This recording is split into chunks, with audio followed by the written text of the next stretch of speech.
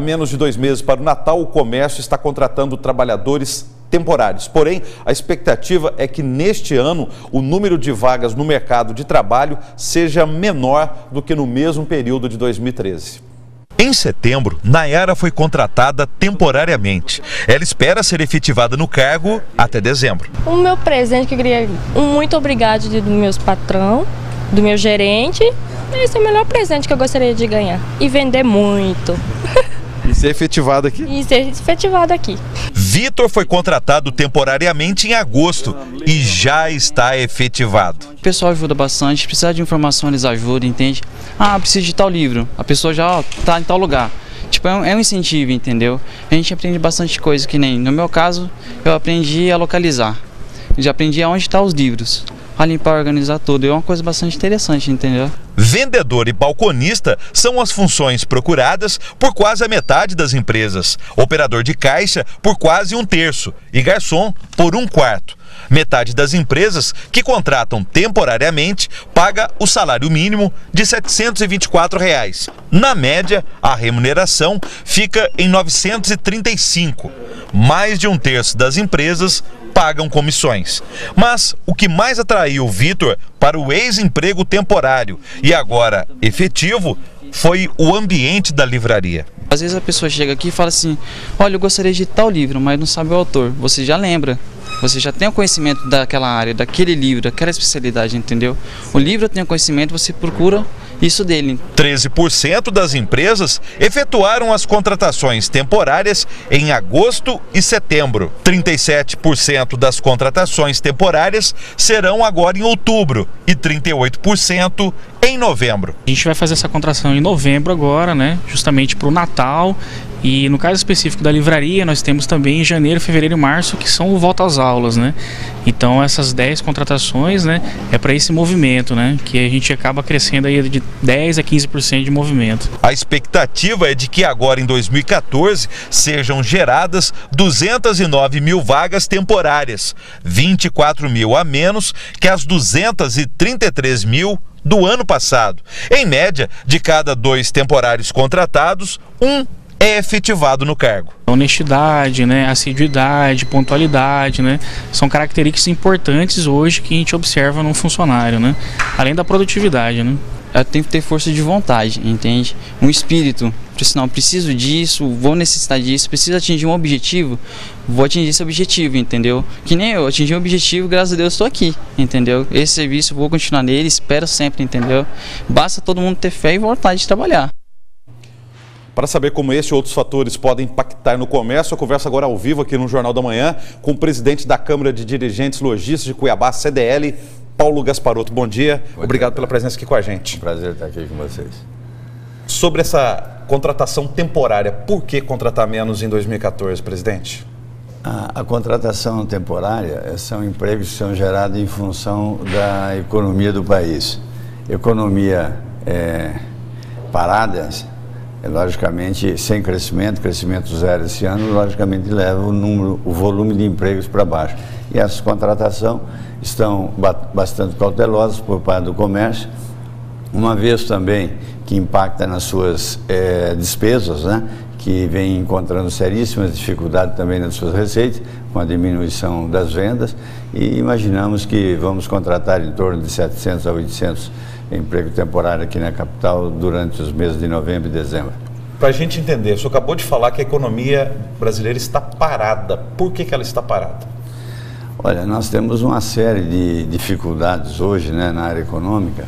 Nós temos, na realidade, uma equação difícil de ser resolvida.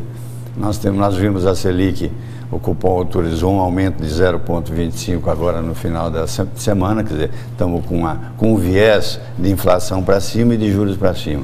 Nós temos, por outro lado, além dessa dificuldade, nós temos um crescimento do país em torno de zero, sem nenhum crescimento econômico. Isso também acaba dificultando sobremaneira, criando uma série de dificuldades.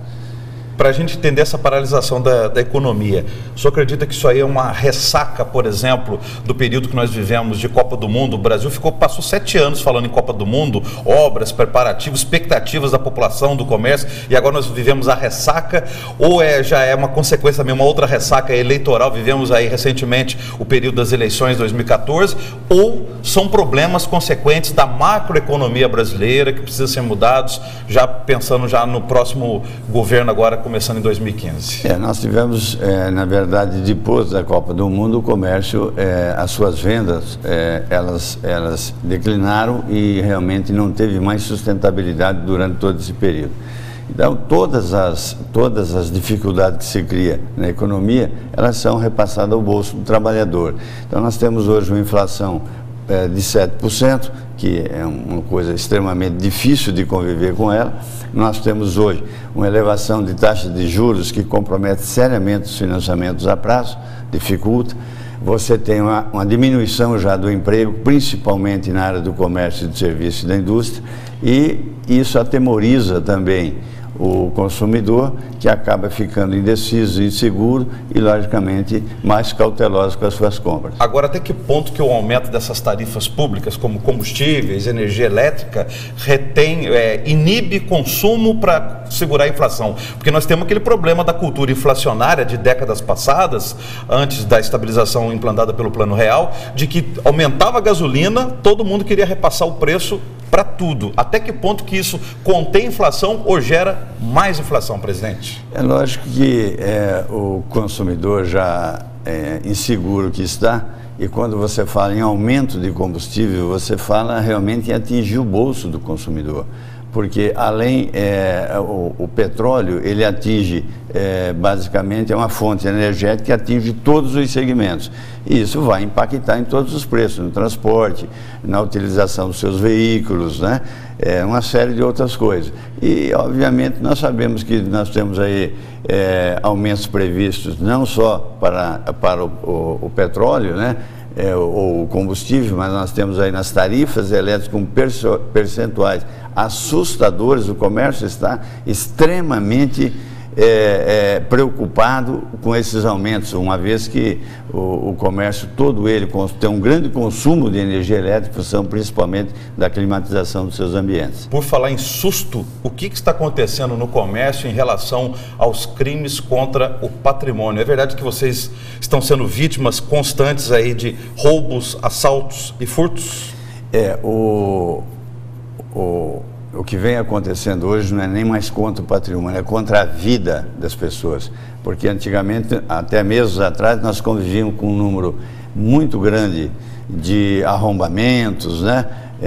E hoje nós estamos convivendo com um número impossível de ser convivido, que é os assaltos.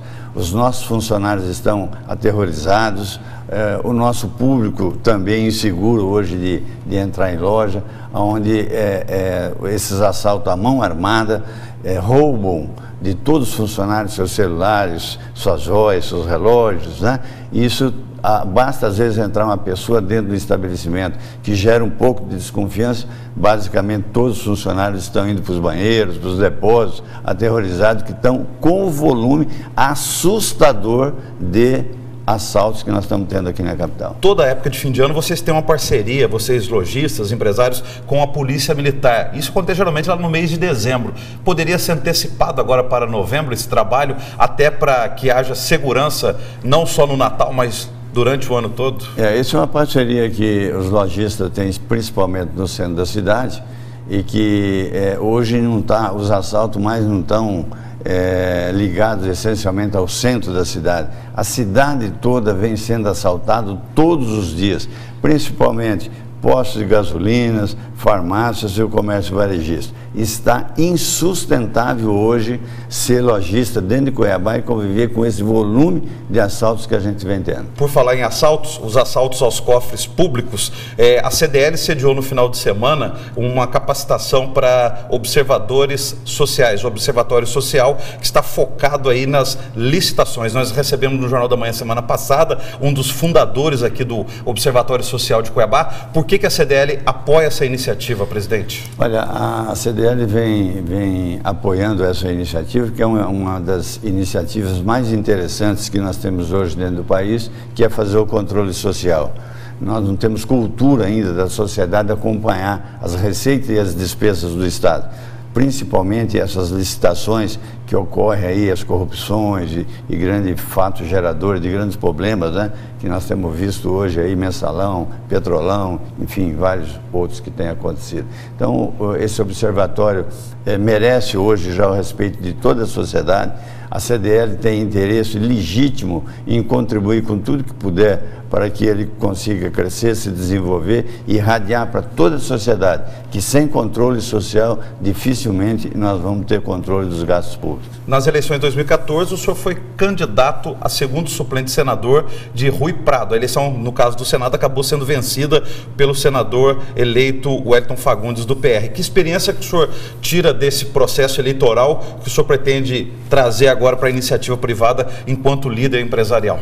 Olha, eu participei junto com o Rui Prado, foi uma experiência política que eu ainda nunca tinha tido, né? E obviamente a nossa chapa não conseguiu se eleger em função de uma série de dificuldades também que tivemos politicamente, né? Principalmente em termos de recursos, de financiamento de campanha, etc.